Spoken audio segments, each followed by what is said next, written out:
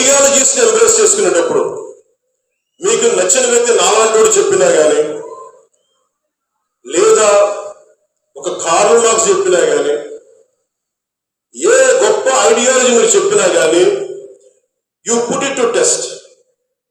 మీ జీవితంలో మీరున్న ఈ పర్టికులర్ టైంకి is it applicable or not. బ్లైండ్గా గుడ్డిగా ఏ ఐడియాలజీ నమ్మకండి.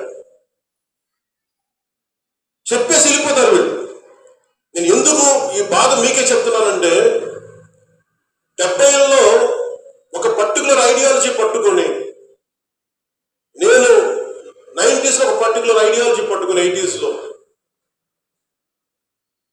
ఒక బ్యాలెన్స్ లేని ఐడియాలజీస్ని పెట్టుకుంటే ఏం జరుగుద్ది అంటే, ఎంతమంది ఆ మాటలు విని అడవుల్లోకి వెళ్ళి చచ్చిపోయారో దాని నిజంగా బాధ కలిగింది.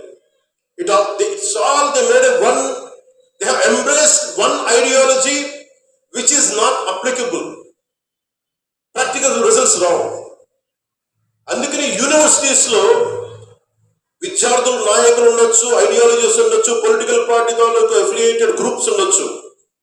As each one of you make sure what ideology is it worth to be embraced.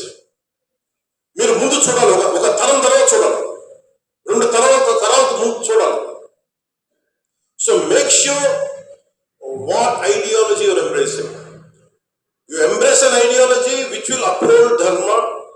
You embrace an ideology which holds constitutional values.